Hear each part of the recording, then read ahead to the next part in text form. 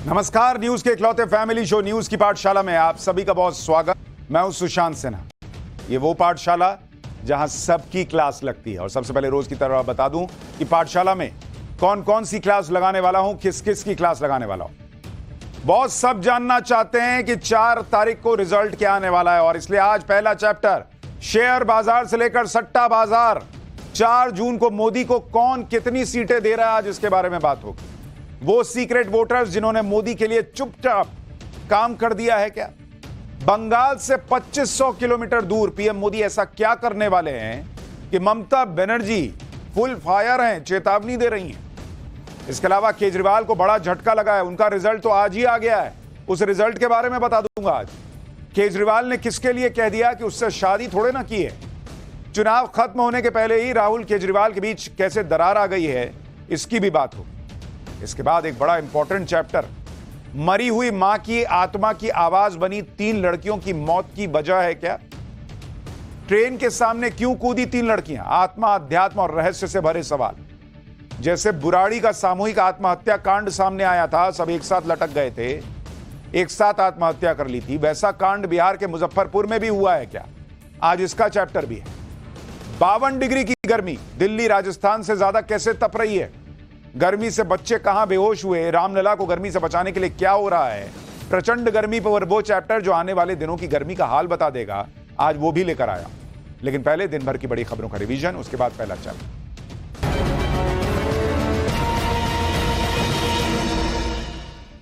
UP के गोंडा में BJP सांसद बृजभूषण शरण सिंह के बेटे करण भूषण के काफिले की फॉर्च्यूनर कार ने 4 लोगों को रौंद दिया। इस हादसे में 2 लोगों की मौत हो गई है, जबकि एक महिला गंभीर रूप से घायल है। पुलिस ने फॉर्च्यूनर कार के ड्राइवर को गिरफ्तार कर लिया है और कार को जब्त कर लिया है।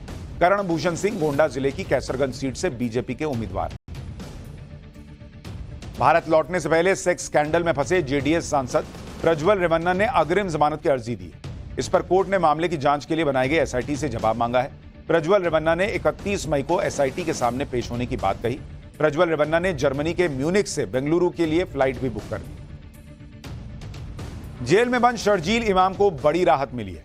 दिल्ली के जामिया इलाके और अलीगढ़ मुस्लिम यूनिवर्सिटी में कथित तौर पर भड़काऊ भाषण देने के आरोप में शर्जील इमाम को देशद्रोह और यूएपीए मामले में दिल्ली हाईकोर्ट ने जमानत दे दी है। शर्जील इमाम को करीब 4.5 साल के बाद जमानत मिली। तेलंगाना पुलिस ने एक ऐसे गिरोह का पर्दाफाश किया है जो बच्चों की तस्करी कर रहे थे। यह गिरोह 23 दिन से लेकर 2 साल के बच्चों को उन लोगों को बेचते थे जिनकी कोई संतान नहीं। बच्चों को 2 लाख रुपए से लेकर 6 लाख रुपए तक में बेचा जाता था। पुलिस ने 13 बच्चों को रेस्क्यू किया है, जिसमें 9 लड़कियां और 4 लड़के। पुलिस ने गिरोह के 11 लोगों को गिरफ्तार किया है। भारतीय सैनिकों के चीन के सैनिकों को हराने का एक वीडियो वायरल हो रहा है। असल में सूडान में संयुक्त राष्ट्र के मिशन के तहत तैनात भारत और चीन के सैनिकों ने रस्साकशी का खेल खेला। कड़े मुकाबले में भारतीय सैनिकों ने चीन के सैनिकों को हरा दिया, जिसके बाद भारतीय सैनिकों ने ढोल नगाड़े बजाकर जीत का जश्न मनाया।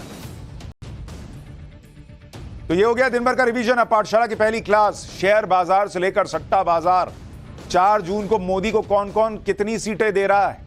वो सीक्रेट वोटर्स जिन्होंने मोदी के लिए चुपचाप काम कर दिया है क्या? बंगाल से 2500 किलोमीटर दूर पीएम मोदी ऐसा क्या करने वाले हैं कि ममता चेतावनी देने लगी हैं। अब इस सबसे पहले इसका चैप्टर।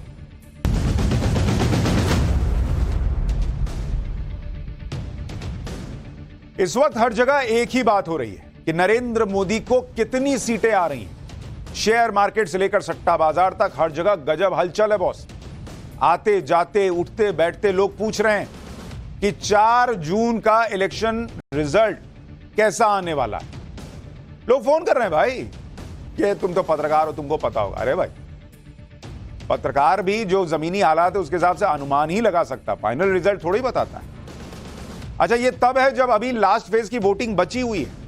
लास्ट फेज की वोटिंग के लिए भी सब प्रचार में अपना दम लगा रहे हैं।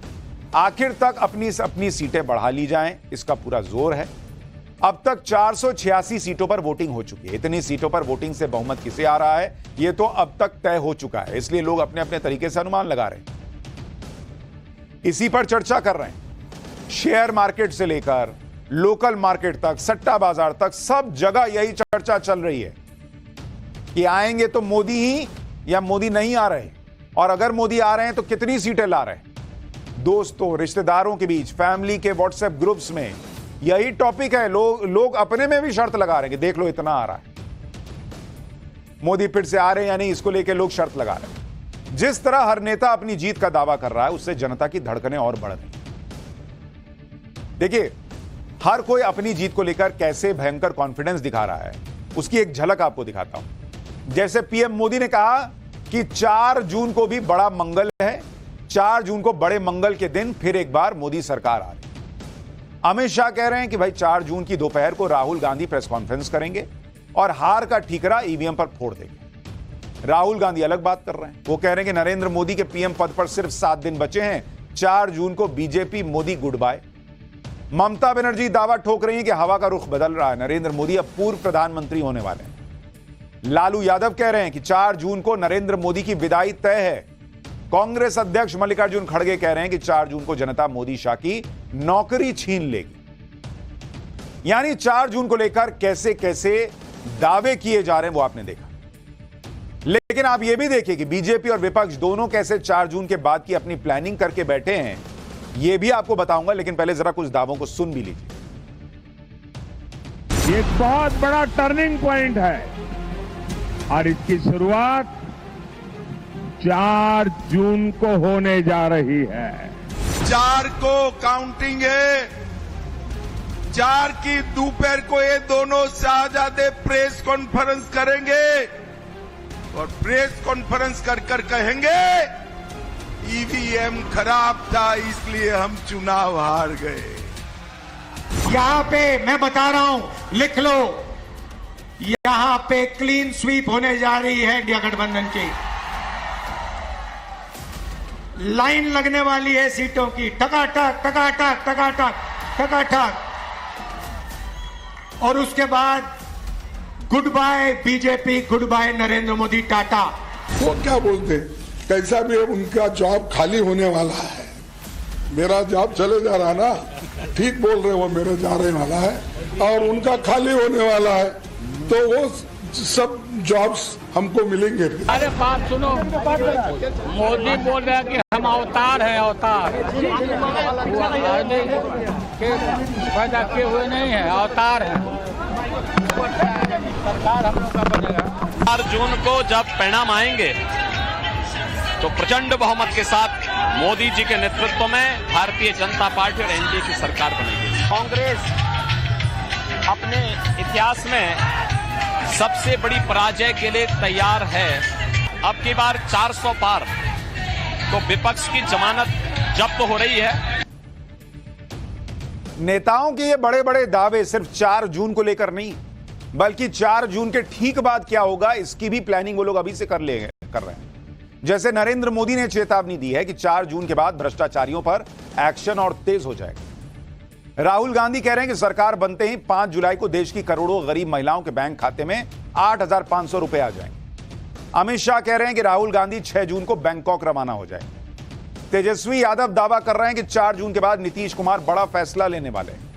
बीजेपी नेता मनोज तिवारी कह रहे हैं कि 4 जून के बाद इंडी गठबंधन वालों पर लठ बजने वाले हैं। जीतन राम मांझी कह रहे हैं कि 4 जून के बाद इंडी गठबंधन के लोगों की आंखों से आंसू बहेंगे, कईयों को मिर्गी का दौरा पड़ेगा। बिहार बीजेपी के पूर्व अध्यक्ष और उम्मीदवार संजय जायसवाल कह रहे हैं कि तेजस्वी यादव 4 जून के बाद छुट्टी मनाने सिंगापुर चले जाएंगे।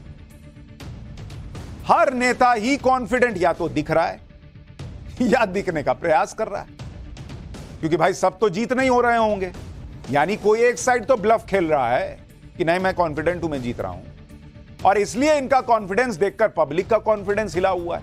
खासकर इलेक्शन रिजल्ट क्या होगा इसको लेकर शेयर मार्केट में पैसा लगाने वालों में बड़ी बेचैनी है, क्योंकि उनको लग रहा है कि अगर मोदी आए रॉकेट बनेगा शेयर मार्केट तो बहुत मुनाफा होगा, नहीं आए तो एकदम गोता लगा लिया, ब्लड बाथ हो जाएगा शेयर मार्केट में, ब्लैक ट्यूसडे टाइप ना हो जाए, सारा पैसा ना डूब जाए, लोग एकदम आए बाएं हुए रखे। सबको टेंशन है भाई कि 4 जून का रिजल्ट क्या आएगा। देखिए, ब्लूमबर्ग ने मार्केट से जुड़े एसेट मैनेजर्स, ट्रेडर्स और स्ट्रेटेजिस्ट का एक सर्वे किया। उसमें निवेशक ये मानकर चल रहे हैं कि शेयर मार्केट में तेजी बनी रहने के लिए जरूरी है कि नरेंद्र मोदी 303 प्लस सीटें जीते। यानी शेयर मार्केट चाह रहा है कि आए तो आए मोदी, और वो भी 303 के ऊपर जाएं। अगर बीजेपी को सिंपल मेजॉरिटी आई तो भी निफ्टी जो है वो करीब 2% तक गिर सकता है। मतलब अगर सरकार बनी लेकिन बीजेपी की सीटें 303 से कम हुई तो भी मार्केट 2% गिरेगा। अगर नरेंद्र मोदी ने 303 से ज्यादा सीटें जीत ली तो शेयर मार्केट 3% तक बढ़ सकता है। यह ब्लूमबर्ग के सर्वे में अनुमान है। हालांकि ज्यादातर निवेशक यह मान रहे हैं कि नरेंद्र मोदी का तीसरा टर्म निश्चित है। फिर भी निवेशकों में इलेक्शन की स्टार्टिंग से जो उत्साह था उसमें थोड़ी कमी इसलिए आई क्योंकि चुनाव में कम वोटर टर्नआउट को लेकर बड़ी चर्चा हो रही। कुछ राज्यों में कड़ी चुनावी टक्कर की खबरों से उन्हें बेचैनी हो गई। तो शेयर मार्केट में लोग मान के तो चल रहे हैं कि आ रहा है मोदी, लेकिन थोड़ा सेफ साइड में चलने का प्रयास कर रहे हैं। इसी बीच चुनाव के पिछले 1-1.5 महीने में शेयर मार्केट में बहुत उतार चढ़ाव भी हो गया और निवेशकों के अंदर किस तरह की बेचैनी है उसे शेयर मार्केट के VIX इंडेक्स से भी समझ सकते हैं, जिसे शेयर मार्केट का फियर इंडेक्स कहते हैं कि मार्केट में कितना डर है। आमतौर पर जब चुनाव जैसे कोई इवेंट होता है या कोई युद्ध वाली स्थिति होती है तो यह फियर इंडेक्स बढ़ जाता है। पता नहीं ना कि क्या होगा, भाई युद्ध किधर जाएगा, चुनाव किधर पलटेगा, क्योंकि मार्केट में बहुत अनिश्चितता होती है। यह पता नहीं होता कि कब मार्केट बढ़ेगा कब गिरेगा। इस वक्त जो विक्स इंडेक्स है, मतलब जो फियर फैक्टर है मार्केट का, 1 महीने में 87% बढ़ा है। अभी यह इंडेक्स 24 पर है। इलेक्शन रिजल्ट तक इसमें इसके 30 तक पहुंचने के आसार है। बाजार में अनिश्चितता इस बात से भी पता चलती है कि किसी दिन मार्केट बहुत बढ़ जा रहा है तो किसी दिन बहुत गिर जाता है। जैसे आज ही मार्केट में बड़ी गिरावट, सेंसेक्स 667 पॉइंट गिर गया और निफ्टी 183 पॉइंट गिर गया। आज निवेशकों के 1,30,000 करोड़ रुपए डूबे हैं बॉस। अभी तो रिजल्ट आया भी नहीं है। हालांकि मार्केट में इस तरह के उतार चढ़ाव पर जब गृह मंत्री अमित शाह से पूछा गया तो उनका कहना है कि मार्केट में प्रॉफिट बुकिंग रूटीन बात, इसे इलेक्शन से मत जोड़िए भाई। शॉर्ट टर्म वाले प्रॉफिट बुकिंग करते ही हैं। मार्केट का 1200-1300 पॉइंट बढ़ना और फिर गिर जाना बहुत सामान्य प्रक्रिया है। चुनाव नहीं भी होता है तो साल में 15-20 बार तो ऐसा होता ही है, यह अमित शाह कह रहे हैं। वैसे खुद प्रधानमंत्री नरेंद्र मोदी कह चुके हैं, नरेंद्र मोदी बहुत सोच समझ के बोलते हैं, लेकिन उन्होंने एक बार कहा है अभी इसी हाल के इंटरव्यू में कि जब वो सरकार में आए थे तो मार्केट 25,000 पर था। आज शेयर मार्केट 75,000 पर पहुंच गया है। 4 जून को जब लोकसभा चुनाव के नतीजे आएंगे तो हफ्ते भर में देखना स्टॉक मार्केट में ऐसी ट्रेडिंग होगी कि प्रोग्रामिंग वाले थक जाएंगे। यानी नरेंद्र मोदी तो कॉन्फिडेंस दिखा रहे हैं बॉस कि किसी का पैसा डूबने वाला नहीं। अच्छा, नरेंद्र मोदी पहले भी कह चुके हैं कि मैं जिसमें कहता हूं ना, जिसकी बात करता हूं उसमें पैसा लगा दो, शेयर में मुनाफा हो। जैसे HAL को ये लोग कहते थे मोदी जी डुबा रहे हैं फलाने को कॉन्ट्रैक्ट देने के लिए, हिंदुस्तान एरोनॉटिक्स लिमिटेड। कहां उसका 1000 रुपए से कम का शेयर होता था, आज एकदम रॉकेट बना हुआ 5000 के पार चला गया। तो नरेंद्र मोदी ने पहले भी कहा था कि मैं तो कहता हूं उसमें लगा दो पैसा। खैर, ये अभी नरेंद्र मोदी अपना दावा कर रहे हैं, पता नहीं क्या होगा नहीं होगा। लेकिन इलेक्शन रिजल्ट को लेकर सेफोलॉजिस्ट क्या कह रहे हैं? भाई शेयर मार्केट तो मान के चल रहा है कि मोदी जी आ रहे हैं, ये उनको लग रहा है, उनकी फीलिंग है। सेफोलॉजिस्ट मतलब जो चुनावी पंडित हैं, जो चुनाव को पढ़ते हैं, उनकी एजेंसीज क्या बता रही हैं भाई? वैसे तो 1 जून की वोटिंग से पहले कोई नंबर बता नहीं सकता, लेकिन ग्राउंड पर माहौल देखकर सब अपना अपना अनुमान लगा रहे हैं। अभी सट्टा बाजार क्या कह रहा है उस पर आऊंगा, लेकिन पहले चुनावी पंडितों को सुनिए। जैसे CSDS के चुनावी विश्लेषक संजय कुमार ने कहा है कि महाराष्ट्र, बंगाल, यूपी, बिहार में कांटे की टक्कर है।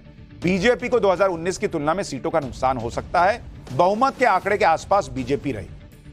चुनावी विश्लेषक नरेश अरोड़ा का कहना है कि बीजेपी 2019 के पुराने आंकड़े के बराबर रहेगी या उससे ज्यादा रहेगी। ज्यादा से ज्यादा 10 से 15 सीटें ऊपर नीचे हो सकती हैं। वहीं कांग्रेस की अपर लिमिट 65 तक जा सकती है। चुनावी विश्लेषक प्रशांत किशोर ने कहा है कि बीजेपी की सीटें कम होने वाली ही नहीं है, सीटें बढ़नी तय हैं, कम तो होंगी नहीं किसी हाल में, यह प्रशांत किशोर कह रहे हैं। बंगाल में बीजेपी सबसे बड़ी पार्टी होगी और साउथ में बीजेपी बहुत अच्छा परफॉर्म करेगी। उधर चुनावी विश्लेषक योगेंद्र यादव ने कहा है कि बीजेपी बहुमत से बहुत नीचे होगी और एनडीए को भी बहुमत के लिए बड़ी लड़ाई लड़नी। महाराष्ट्र, कर्नाटक, बंगाल, यूपी जैसे राज्यों में बीजेपी को सेटबैक मिल सकता है। चुनावी विश्लेषक यशवंत देशमुख ने कहा कि योगेंद्र यादव और प्रशांत किशोर दोनों 2 एक्सट्रीम की बातें कर रहे हैं और सच्चाई कहीं इसके बीच में छुपी हुई। यानी मोटे तौर पर चुनावी विश्लेषक भी अलग अलग दावे कर रहे हैं। नेताओं के अपने दावे, एक्सपर्ट्स के अपने अनुमान। इसी बीच अलग अलग सट्टा बाजार भी अपना अपना गणित बता रहा है। जैसे राजस्थान का एक फलोदी सट्टा बाजार है ये बहुत मशहूर है कि वहां लोग सट्टा लगाते हैं इलेक्शन को लेके, बाकी चीजों को लेके। तो ये फलोदी सट्टा बाजार के मुताबिक वहां क्या स्थिति है भाई? ये फलोदी सट्टा बाजार कह रहा है कि राजस्थान की 25 सीटों में करीब 6 सीटों पर कांग्रेस गठबंधन का पलड़ा भारी। यही फलोदी सट्टा बाजार कह रहा है कि यूपी में बीजेपी 60 से 65 सीट और इंडी गठबंधन को 15 से 20 सीट पर एज है। एमपी में बीजेपी को 29 में से 27 सीटों पर एज है और 2 सीट पर कांग्रेस को एज है। सट्टा बाजार के मुताबिक दिल्ली में बीजेपी को 6 से 7 सीटें मिल सकती हैं, यानी क्लीन स्वीप हो सकता है। हरियाणा में बीजेपी को 5 से 6 सीट, झारखंड में 10 से 11 सीट पर बढ़त है। ओडिशा में बीजेपी को 11 से 12 सीट और बंगाल में 20 से 22 सीट पर बढ़त है। अब यह सट्टा बाजार का अनुमान है, सही होगा गलत होगा कुछ नहीं पता, लेकिन यह सट्टा बाजार में चल रहा है, जो खबरें छप रही हैं सब जगह। सट्टा बाजार का अपना अनुमान भी हफ्ते दर हफ्ते घट बढ़ रहा है। जैसे 13 मई को फलोदी सट्टा बाजार ने बीजेपी को 300 सीटें दे दी थी और कांग्रेस को 40 से 42, लेकिन एक हफ्ते के बाद बीजेपी के लिए अनुमान 300 से कम कर दिया और कांग्रेस के लिए अनुमान 70 से 85 सीटों पर पहुंचे। फलोदी सट्टा बाजार इकलौता सट्टा बाजार नहीं है जहां इस तरह के चीजें तय होती। फलोदी के अलावा दूसरे सट्टा बाजार भी अपने अपने अनुमान लगा रहे हैं। जैसे इंदौर का सट्टा बाजार खबरों में छप रहा है कि एमपी में बीजेपी को 26 से 29 सीट दे रहा है और 6 सीटों पर टफ फाइट बता रहा है। एमपी के रतलाम का सट्टा बाजार एमपी में बीजेपी को 26 से 28 सीट दे रहा है और कांग्रेस को 1 से 3 सीट। रतलाम का सट्टा बाजार बीजेपी को दिल्ली में 6 से 7 सीटें, पंजाब में 2 सीट, तमिलनाडु में 3 से 4 सीटें दे रहा है। अच्छा, मुंबई का एक सट्टा बाजार है, वो भी बीजेपी को 315 से 325 सीटों का दावा ठोक रहा है और कांग्रेस को 45 से 55 सीटें मिल सकती हैं। यह मुंबई के सट्टा बाजार का अनुमान है। सट्टा बाजार कभी सही भी होते हैं, कभी गलत भी हो जाते हैं। जैसे मध्य प्रदेश के विधानसभा चुनाव में बताया जा रहा था कि वहां कांग्रेस की सरकार आ रही, लेकिन फलौदी सट्टा बाजार ने बता दिया था कि बीजेपी की ही सरकार आ रही और शिवराज सिंह दोबारा सीएम भी नहीं बनेंगे। इसी तरह से राजस्थान और छत्तीसगढ़ के विधानसभा चुनाव के बारे में सट्टा बाजार ने सही अनुमान लगाया था। सट्टा बाजार ने राजस्थान विधानसभा चुनाव में बताया था कि बीजेपी को 110 से 112 सीटें आएंगी और बीजेपी को 115 सीटें मिली। सट्टा बाजार ने छत्तीसगढ़ विधानसभा चुनाव में बताया था कि बीजेपी को 50 से 52 सीटें आएंगी, बीजेपी को 54 सीटें मिली। यानी चुनावी विश्लेषक तक मान के चल रहे थे कि बीजेपी छत्तीसगढ़ और राजस्थान हार रही है, लेकिन सट्टा बाजार का तुक्का लग गया था। सट्टा बाजार अलग अलग कैंडिडेट्स की हार जीत का भी अनुमान लगा रहे हैं इस बार। जैसे मुंबई सट्टा बाजार ने यूपी की कुछ सीटों को लेकर अनुमान लगाया है। अमेठी पर स्मृति ईरानी जीत सकती हैं, यह सट्टा बाजार का अनुमान है। रायबरेली से राहुल गांधी जीत सकते हैं। मैनपुरी सीट पर डिंपल यादव जीत सकती है, यह सट्टा बाजार अनुमान लगा रहा है। लखनऊ में राजनाथ सिंह 2.5 लाख वोट से जीत सकते हैं, यह अनुमान है सट्टा बाजार का। कन्नौज में अखिलेश यादव जीत सकते हैं। मेरठ में बीजेपी के अरुण गोविल जीत सकते हैं, यह भी सट्टा बाजार, मुंबई सट्टा बाजार दावा कर रहा है। ये अलग अलग जो चर्चाएं चल रही हैं वो आपको बता रहा हूं, ये सब मार्केट में चल रहा है। मुंबई सट्टा बाजार के मुताबिक यूपी में बीजेपी को 64 से 66 सीटें आ सकती हैं। मार्केट सेंटिमेंट से तो यही लग रहा है कि ज्यादा संभावना पीएम मोदी के आने की लग रही है मार्केट में। अगर पीएम मोदी वापसी करते हैं तो उनकी जीत में महिला वोटर्स का एक बड़ा फैक्टर होगा। क्या होगा नतीजा, वो तो 4 जून को पता चलेगा। लेकिन अगर नरेंद्र मोदी वापस आए तो आप ये एम फैक्टर, महिला फैक्टर, इसको नजरअंदाज नहीं कर पाएंगे, क्योंकि हर चुनाव दर चुनाव महिला वोटर्स पीएम मोदी पर भरोसा जताती रही। इस बार भी जो वोटिंग हुई है उसमें कई राज्यों में महिलाओं ने पुरुषों को वोटिंग में पीछे छोड़ दिया। माना जाता कि वही महिला वोटर्स हैं जो पीएम मोदी के नाम पर वोट करने के लिए घर से निकलती हैं, क्योंकि मोदी सरकार में ही 2019 में महिला वोटर्स ने पुरुषों को पीछे छोड़ा और देश के चुनावी इतिहास में ऐसा पहली बार।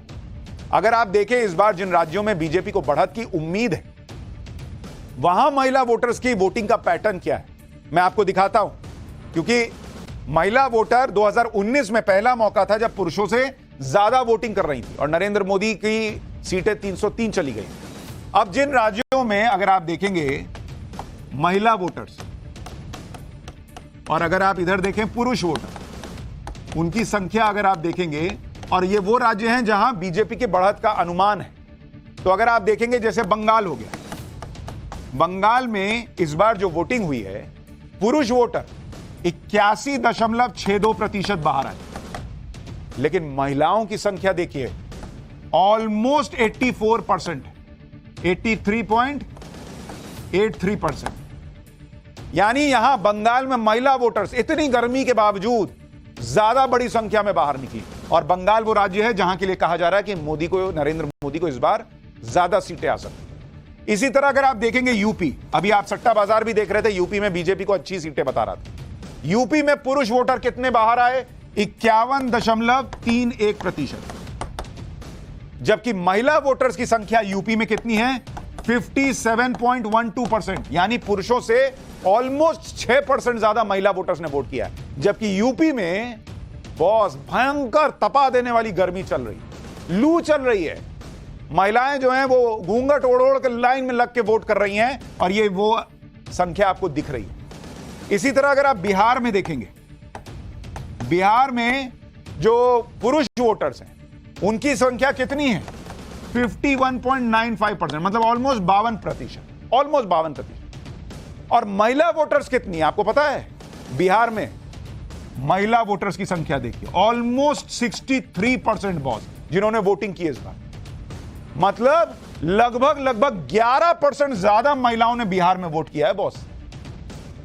इसके अलावा झारखंड, ओडिशा में भी महिला वोटर्स जो हैं वो बड़ी संख्या में आगे आई हैं पुरुषों के मुकाबले। और अगर आप 5वें और 6ठे फेज की वोटिंग देखेंगे तो एनडीए के दबदबे वाले इन दोनों चरणों में महिला वोटर्स ने ज्यादा वोट डाला। जैसे अगर आप देखेंगे, इसी को अगर आप फेज वाइज देखें, 5th फेज कुल मतदान कितना हुआ? कुल वोटिंग कितनी हुई 5th फेज में? वो हुई 62.20%। इसमें अगर आप देखेंगे पुरुष मतदाता मेल 61.48% और फीमेल वोटर्स की संख्या अगर आप देखेंगे 63%। यह भी आपको 5th फेज का बता रहा हूं जो बीजेपी का मजबूत फेज माना गया। इसी तरह से अगर आप 6th फेज में देखेंगे, थोड़ा सा अगर आप इसको देखें 6th फेज में, वहां किस तरह से वोटिंग हुई? वहां टोटल वोटिंग 6th फेज में हुई, कुल वोटिंग आप देखिएगा 63.37%। और इसमें पुरुषों की संख्या रही ऑलमोस्ट 62% और महिलाओं की संख्या रही ऑलमोस्ट 65%। ये देखिए, और ये वो दो फेज हैं जिसमें कहा गया कि बीजेपी ने पिछली बार की तरह अच्छा परफॉर्म किया। तो वोटिंग पैटर्न बता रहा है कि जहां जहां जिन राज्यों में कहा गया कि बीजेपी अच्छा परफॉर्म कर रही है वहां महिला वोटर्स की संख्या ज्यादा दिख रही है, उन्होंने ज्यादा वोट किया है। जिन फेजेस में कहा जा रहा है कि बीजेपी ने अच्छा किया है वहां उन फेजेस में महिला वोटर्स की संख्या ज्यादा दिख रही है। कैसे पीएम मोदी को महिला वोटर्स का साथ मिलता रहा है, यह सिर्फ आंकड़ों से नहीं जमीन पर भी दिखता है। पीएम मोदी की संसदीय सीट वाराणसी में हमारे सहयोगी अमित कुमार ने पीएम मोदी पर मुस्लिम महिलाओं से भी सवाल पूछे, बातचीत की, और बातचीत में ज्यादातर महिलाओं ने पीएम मोदी को सपोर्ट किया। मुस्लिम महिलाओं ने माना कि मोदी योगी की जोड़ी के बाद से यूपी का माहौल सुरक्षित हुआ है, गरीब महिलाओं को घर मिला है। एक बार वाराणसी से यह रिपोर्ट देखिए, फिर आपको बताऊंगा कि बीजेपी के वो राज्य जो 400 पार के टारगेट को संभव बना सकते हैं। क्या सोचते हो जो इस बार चुनाव नरेंद्र मोदी प्रधानमंत्री थे, अब फिर प्रधानमंत्री बनने की बात हो रही है, क्या आप सोच रहे हो नरेंद्र मोदी का? और अच्छा है कि नरेंद्र मोदी प्रधानमंत्री जी आए, हम लोग का आवास वाला बन गया, और भी जो कुछ हम लोग को चाहिए उन्हीं से मदद लिया जाएगा। अरे वो जब पहली बार जो कोशिश कर रहे थे बैठने के लिए, तब से हम लोग उनको वोट दे रहे हैं। अच्छा, ऐसी बात नहीं है, तो कई साल बैठ चुके, लेकिन हम देते हैं उन्हीं को, हमारा आवास का घर मकान बन गया है। आप क्या सोचते हो नरेंद्र मोदी के बारे में, कितना भरोसा है? हाँ, उन्हीं के तो दिया जाता है। हाँ, उन्हीं के तो। आपको लगता है नरेंद्र मोदी पे आप लोग जो मुस्लिम महिलाएं हैं भरोसा करती हैं? हाँ, उन्हीं को दिया जाता है। हाँ, भरोसा करते हो आप? आपको क्या लगता है? बहुत अच्छा काम कर रहे मोदी जी।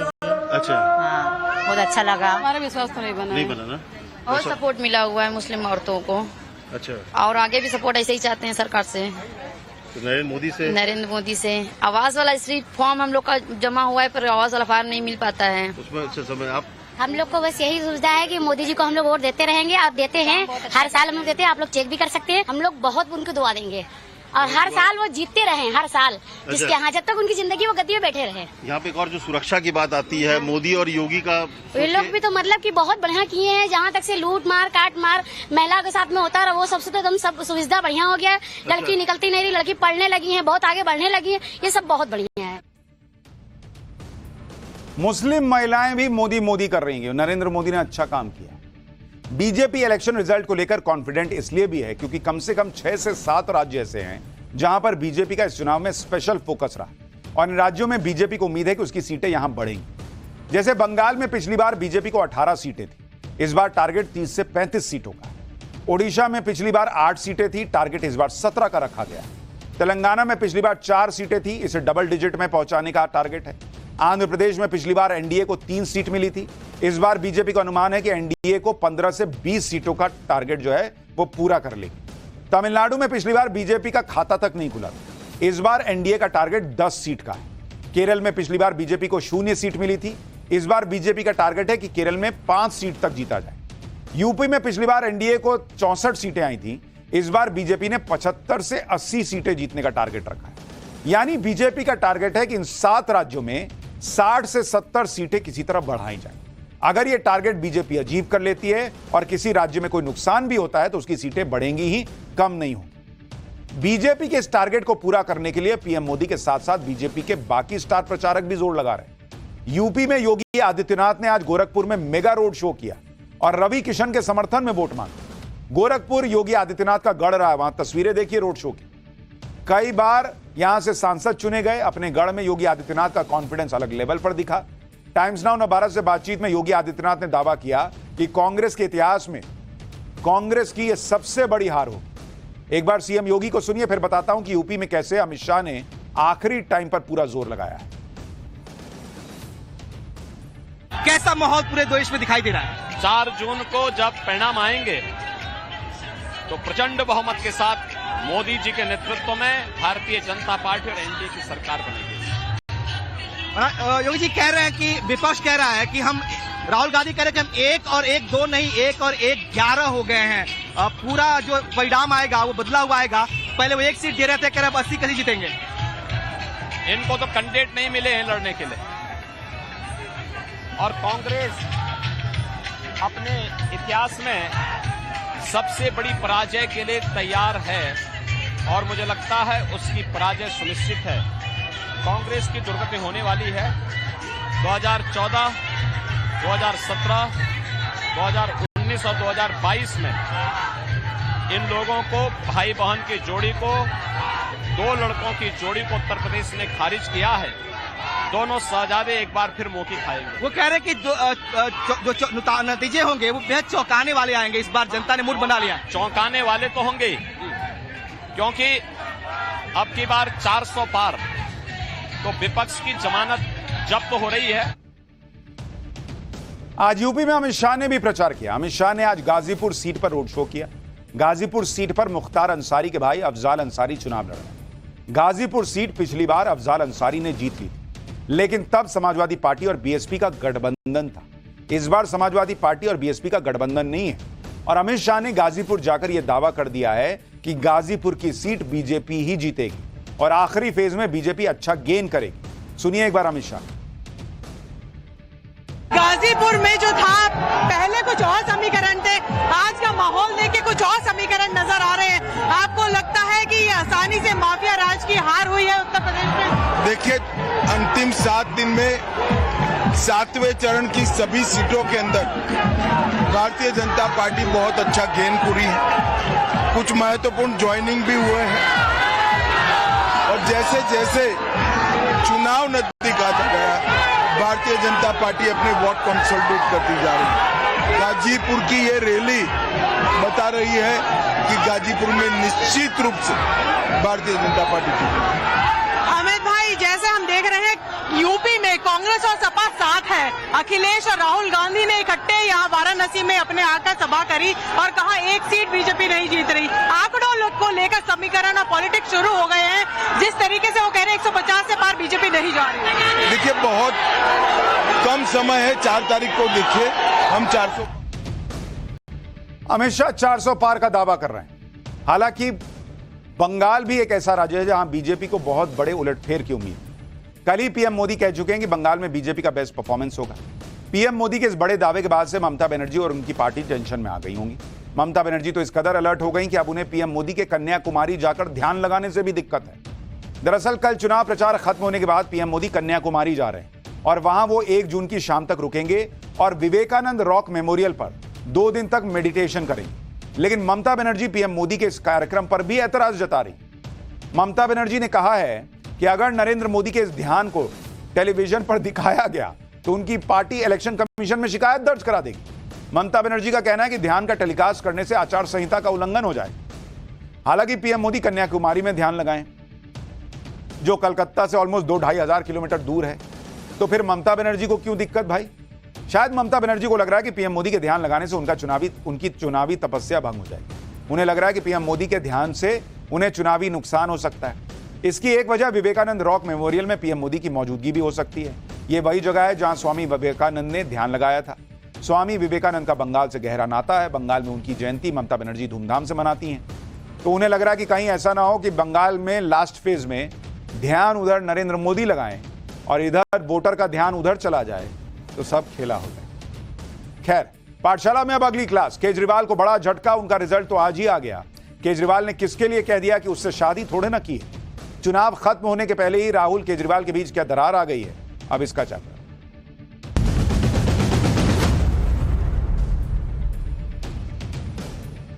4 जून ज्यादा दूर नहीं है। 4 जून को इलेक्शन रिजल्ट आउट होगा, लेकिन एक नेता जिसका रिजल्ट आज ही आ गया, वो नेता है अरविंद केजरीवाल। अरविंद केजरीवाल सुप्रीम कोर्ट में अर्जी लगाकर बड़ी कोशिश कर रहे थे कि उनको फिर से उनकी जो बेल की अवधि है वो बढ़ जाए, लेकिन ऐसा नहीं हुआ। अब इलेक्शन रिजल्ट केजरीवाल को जेल से ही सुनने को मिलेगा, क्योंकि केजरीवाल को सुप्रीम कोर्ट से बड़ा झटका लग गया। सुप्रीम कोर्ट के रजिस्ट्रार ने केजरीवाल की याचिका को सुनने से मना कर दिया, क्योंकि याचिका सुनवाई योग्य नहीं है, यह कहा गया। केजरीवाल को छूट दी गई थी कि वो जमानत या किसी और राहत के लिए लोअर कोर्ट जा सकते हैं। सुप्रीम कोर्ट रजिस्ट्रार ने कहा कि केजरीवाल को 2 जून को सरेंडर करने के लिए कहा गया था। यानी अब अरविंद केजरीवाल को 2 जून को सरेंडर करना ही होगा। उनका रिजल्ट आ गया है boss. Go back to jail और जेल के अंदर से चुनाव का रिजल्ट देखिए। जितने भी मेडिकल टेस्ट हैं वो जेल के अंदर से ही कराने होंगे, प्लस लोकसभा चुनाव के नतीजे भी केजरीवाल तिहाड़ जेल के अंदर से देखेंगे। लेकिन 2 जून को सरेंडर से पहले केजरीवाल प्रचार में पूरा जोर लगाए हुए, क्योंकि उनके लिए करो या मरो की स्थिति है।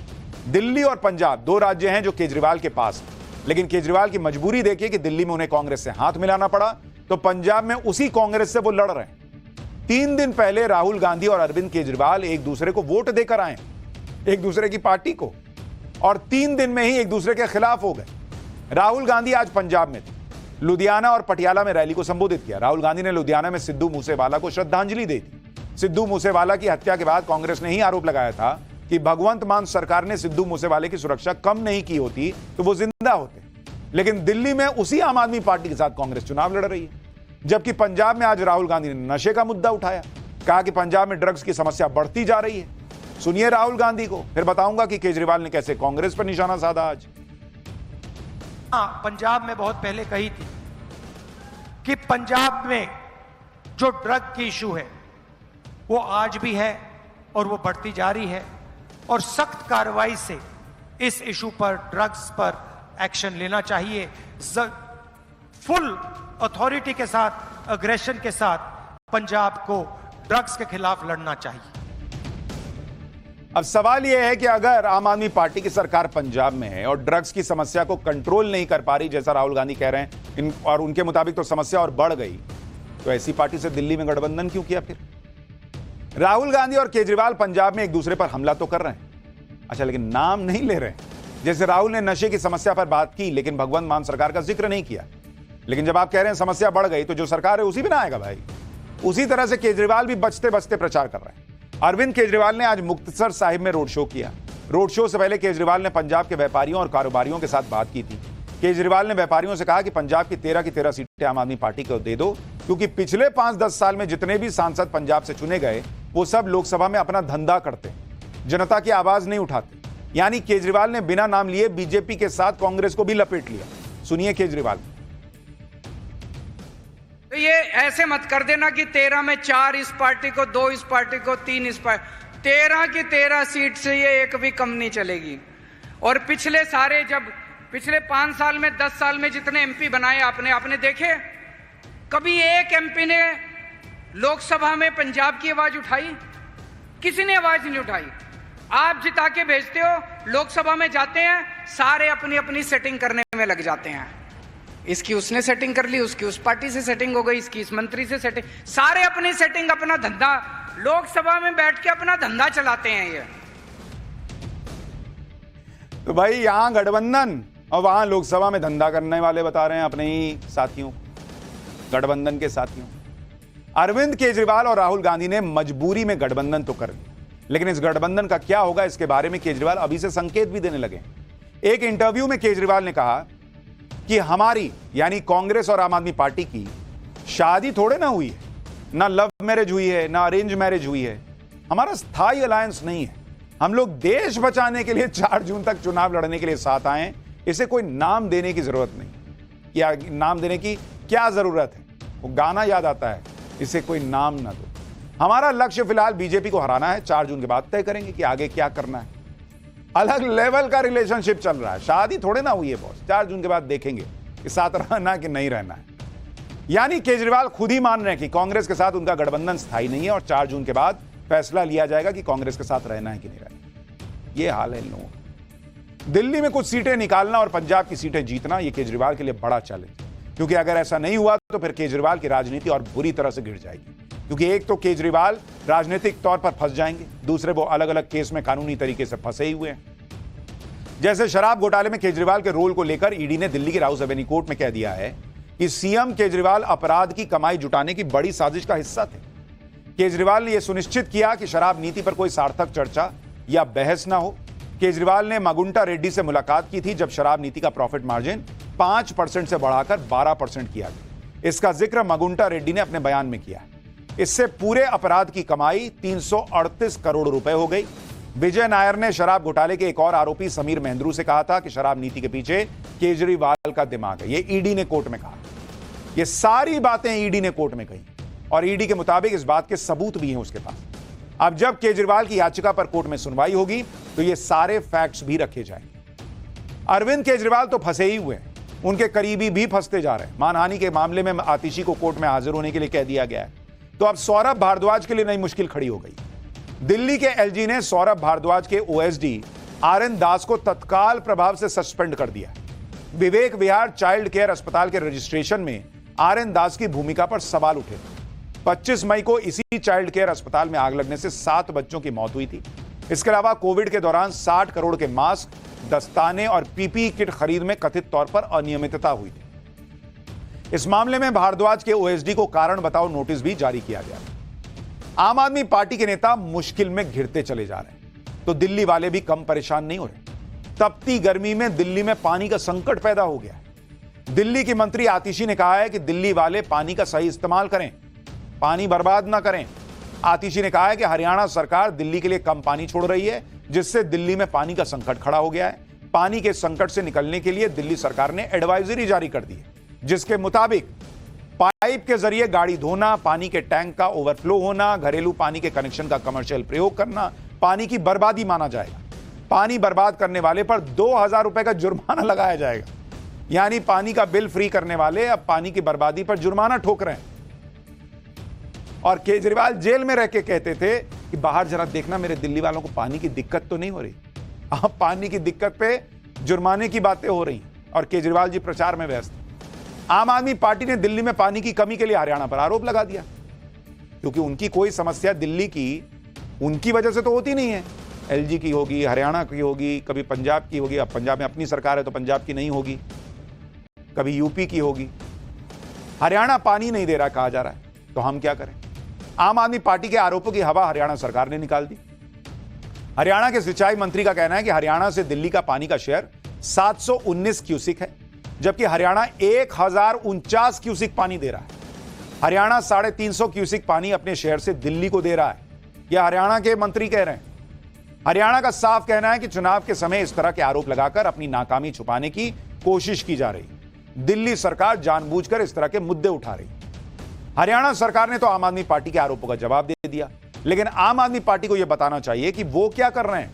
आम आदमी पार्टी तो कहती थी कि केजरीवाल जब तिहाड़ में बंद थे तो वहां से भी दिल्ली का हाल पूछा करते थे कि दिल्ली वालों को कोई तकलीफ तो नहीं हो रही, बाहर दिल्ली वालों को बिजली पानी तो मिल रहा है ना भाई।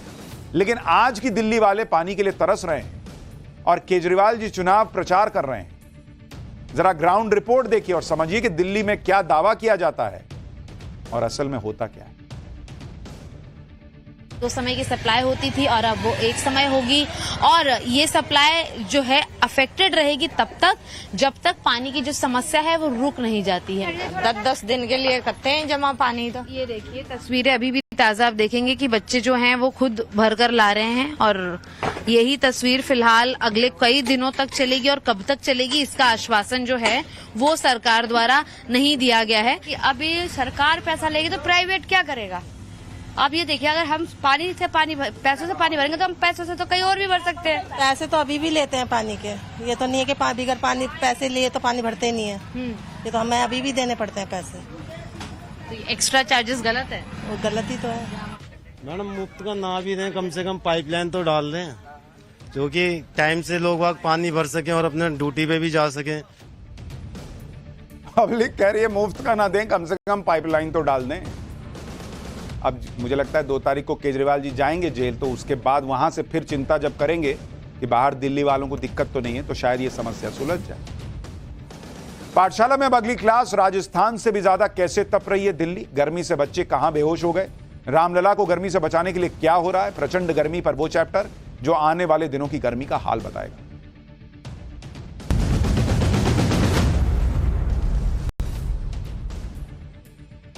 आजकल गर्मी का हाल यह है कि सुबह उठो तो ऐसा लगता है कि दोपहर हो गई है, यानी सुबह गायब हो गई, बहुत सीधे दोपहर में आदमी लैंड करता है। इतनी गर्मी सुबह सुबह होती है। क्या दिन क्या रात सब बराबर हो गए। दिल्ली में टेम्परेचर पहले ही 50 डिग्री के करीब पहुंच चुका था, लेकिन आज तो सारे रिकॉर्ड टूटने की बात होने लगी। आज दिल्ली में टेम्परेचर 52 डिग्री के पार रिकॉर्ड हुआ। हालांकि इस रिकॉर्ड के बारे में कहा जा रहा है कि इसकी जांच चल रही है, क्योंकि दिल्ली में इतना तापमान हो कैसे सकता है कि राजस्थान से भी ज्यादा गर्मी दिल्ली में पड़ जाए। लेकिन अब तापमान कुछ भी हो, सच बात यही है कि क्या दिल्ली राजस्थान सब उबल रहे हैं, और ऐसा उबल रहे हैं कि थोड़ी देर के लिए भी बाहर निकल जाएं तो शरीर झुलस जाए। किस तरह की गर्मी पड़ रही है वो आप देखिए। आज दिल्ली के इतिहास में पहली बार दावा है कि टेम्परेचर 52 डिग्री सेल्सियस के पार रिकॉर्ड हो गया। मौसम विभाग के मुताबिक दिल्ली के मुंगेशपुर में आज अधिकतम तापमान 52.3 डिग्री सेल्सियस तक पहुंच गया। हालांकि अभी वेरीफाई होना है। हरियाणा में भी गर्मी ने पिछले 80 साल का रिकॉर्ड तोड़ दिया है। एक दिन पहले हरियाणा के हिसार में तापमान 49 डिग्री सेल्सियस के पार चला गया था, जबकि इससे पहले हिसार में ही साल 1944 में 48.3 डिग्री सेल्सियस तापमान रिकॉर्ड हुआ था। पंजाब में 46 साल का रिकॉर्ड टूट गया। बठिंडा में तापमान 48.4 डिग्री पर है। 1978 में 47.7 रिकॉर्ड हुआ था। राजस्थान के पिलानी में गर्मी ने पिछले 25 साल का रिकॉर्ड तोड़ दिया है। पिलानी में तापमान 50 डिग्री के पार पहुंच गया है, यानी पिलानी में पानी पिला दी है गर्मी ने, जबकि इससे पहले 1999 में तापमान 48.6 डिग्री तक गया। लेकिन इस बार इतनी गर्मी क्यों हो रही है, और क्यों दिल्ली राजस्थान से भी ज्यादा तप रही है, इसकी वजह भी समझ लीजिए। अभी मॉनसून की शुरुआत नहीं हुई, और अरब सागर बंगाल की खाड़ी से मॉनसून लाने वाले तूफान भी लगभग इनएक्टिव है, जिसकी वजह से पूरे देश में बेतहाशा गर्मी है। राजस्थान के ऊपर हवा का एंटी साइक्लोनिक सर्कुलेशन हो रहा है, यानी कि मॉनसून विरोधी मौसम बना हुआ है, जिसकी वजह से राजस्थान और हरियाणा से शुष्क और गर्म हवाएं चल रही हैं। ये हवाएं दिल्ली तक पहुंच रही हैं। खुले इलाकों में ज्यादा रेडिएशन होता है, वहां डायरेक्ट सनलाइट पड़ती है, कोई छांव नहीं होती, जिससे पूरा इलाका बहुत गर्म हो जाता है। दिल्ली से सटे राजस्थान और हरियाणा में ऐसे खुले इलाके बहुत हैं जो कि तापमान को और बढ़ा रहे हैं। इसके अलावा साफ आसमान के कारण भी सतह तेजी से गर्म हो रहा है, जिसका असर तापमान पर देखने को मिल रहा है। दिल्ली के कुछ इलाकों में ऐसी गर्म हवाएं सबसे पहले पहुंचती हैं, जिससे तापमान और बढ़ जाता है। मुंगेशपुर, नरेला और नजफगढ़ दिल्ली के ऐसे इलाके हैं जहां मैदानी इलाकों से गर्म हवाएं सबसे पहले पहुंचती हैं, जिसकी वजह से इन्हीं इलाकों में रिकॉर्ड तोड़ गर्मी पड़ती है। और तो और दिल्ली एक क्लोज्ड चैम्बर की तरह है। अथाह कंस्ट्रक्शंस हैं, भयानक पॉल्यूशन है, जिसकी वजह से दिल्ली में गर्मी ने राजस्थान को भी कहा जा रहा है कि पीछे छोड़ दिया। ऐसी भीषण गर्मी अब लोगों के लिए जानलेवा भी साबित होने लगी। उत्तर प्रदेश, मध्य प्रदेश, राजस्थान समेत 10 राज्यों में 75 जगहों पर तापमान 45 डिग्री या उसके पार पहुंच गया है। 1 मार्च से अब तक पूरे देश में हीट स्ट्रोक के करीब 20,000 केस सामने आ चुके हैं। राजस्थान में पिछले 1 हफ्ते में गर्मी की वजह से 48 लोगों की मौत हो चुकी है, गर्मी की वजह से। इतनी प्रचंड गर्मी किसी भी इंसान के लिए कैसे जानलेवा साबित हो सकती है, आपको यह समझना चाहिए। इंसान के शरीर का सामान्य तापमान करीब 37 डिग्री सेल्सियस होता है। बाहर का तापमान 38 डिग्री होते ही इंसान को गर्मी लगने लगती है, पसीना आने लगता है और प्यास महसूस होती है। 39 डिग्री तापमान होने पर अधिक पसीना होने लगता है, हार्ट रेट बढ़ सकता है, ब्लड प्रेशर घट सकता है और हार्ट में ऑक्सीजन की कमी से सांस लेने में समस्या हो सकती है। 40 डिग्री तापमान होने पर शरीर में पानी की कमी से किडनी में दबाव पड़ सकता है, चक्कर आने की शिकायत हो सकती है। 41 डिग्री तापमान पहुंचने पर मसल्स में खिंचाव आ सकता है, थकान होने लगती है, उल्टी आने की शिकायत हो सकती है। 42 डिग्री तापमान होने पर इंसान पर बेहोश होने का खतरा बढ़ जाता है। 43 डिग्री तापमान पहुंचने पर ब्रेन डैमेज होने का खतरा होता है और 44 डिग्री या इससे अधिक तापमान होने पर किसी इंसान की जान भी जा सकती है। लेकिन यह निर्भर करता है कि आप उस धूप में कितनी देर हैं, उस गर्मी में कितनी देर हैं, पानी पी रहे हैं कि नहीं पी रहे हैं, छांव में जा रहे हैं कि नहीं जा रहे हैं, बहुत सारी चीजें। हालांकि इसके लिए बढ़ते तापमान के साथ ही इलाके की ह्यूमिडिटी का भी बड़ा अहम रोल होता है। देश भर में गर्मी से मचे हाहाकार के लिए 9 तपा को भी वजह माना जा रहा है। अब बहुत लोग कहेंगे ये 9 तपा क्या चीज है भाई? भारतीय ज्योतिष के मुताबिक जब सूर्य रोहिणी नक्षत्र में प्रवेश करता है तो 9 दिनों के 9 तपा की शुरुआत होती है। 9 दिन और तपने को तपा, 9 तपा, क्योंकि इस दौरान सूर्य रोहिणी नक्षत्र में रहता है। 9 तपा की शुरुआत मई के अंत से होती है और जून के पहले सप्ताह तक 9 तपा रहता है। इस बार 25 मई से 9 तपा की शुरुआत हुई है और कहा जा रहा है कि यह 2 जून तक चलेगा। कहा जाता है कि 9 तपा के दौरान भारत में सूर्य की किरणें सीधी धरती पर पड़ती हैं, जिसकी वजह से तापमान बहुत ज्यादा बढ़ जाता है। हालांकि मौसम वैज्ञानिक 9 तपा को नहीं मानते, लेकिन किसानों के बीच 9 तपा को लेकर एक कहावत बहुत प्रचलित है। किसानों के बीच कहा जाता है कि तपे नव तपा नव दिन जोए तो पुन बरखा पूरन हो। इसका मतलब है कि 9 तपा खूब तपाएगा तो उसके बाद बारिश भी जमकर हो। गर्मी की वजह से लोग कैसे परेशान हो रहे हैं, इसकी कुछ तस्वीरें देखिए। बिहार के शेखपुरा की तस्वीर आपको दिखाता हूं, जहां एक क्लास में बच्चे एक के बाद एक बेहोश होकर गिरने लगे। इतनी गर्मी हो गई क्लास में, जिसकी वजह ये देखिए, बच्चे बेहोश होने लगे। अफरा तफरी मच गई स्कूल में। आनन फानन में बेहोश हुए बच्चों को अस्पताल भेजा गया और उनका इलाज कराया गया। कुछ ऐसी ही तस्वीर बिहार के बेगूसराय से भी आई है, जहां 12 से ज्यादा छात्राएं गर्मी की वजह से स्कूल में बेहोश हो गईं। मुंगेर में भीषण गर्मी की वजह से स्कूल में 17 छात्र बेहोश हो गए। कुछ बच्चों की हालत को इतना ज्यादा बिगड़ गई कि उन्हें अस्पताल में भर्ती करवाना पड़ा है। भीषण गर्मी को देखते हुए बिहार के सीएम नीतीश कुमार ने सभी स्कूलों को बंद करने का निर्देश दे दिया। लेकिन भैया, स्कूल बंद हो सकते हैं, गर्मी अभी बंद नहीं होने वाली है, इसलिए थोड़ा ध्यान रखिए।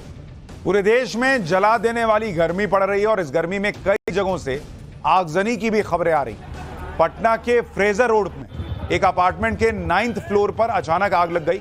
आग लगने के बाद फ्लोर पर अफरा तफरी मच गई है। कुछ ही मिनट में आग ने तेजी से फैलना शुरू कर दिया। फायर ब्रिगेड को सूचना दी गई, जिसके बाद मौके पर 20 फायर टेंडर पहुंचे और आग पर काबू पाने की कोशिश शुरू हुई। अपार्टमेंट में कई लोगों के फंसे होने की भी खबर है, जिनका रेस्क्यू किया जा रहा है। कहा जा रहा है कि शॉर्ट सर्किट की वजह से आग लगी थी। ये तस्वीरें पटना के फ्रेजर रोड के एक अपार्टमेंट की आप देख रहे हैं और अभी एक खबर आ रही है कि आग पर काबू पा लिया गया है। तो ये एक अच्छी खबर आ रही है, लेकिन गर्मी की वजह से इस तरह के हालात बन रहे हैं, ये दावा किया जा रहा है। और शॉर्ट सर्किट हुआ और वहां पर आग लग गई। 9th फ्लोर पर पटना के फ्रेजर रोड की ये तस्वीरें दिखा रहे हैं।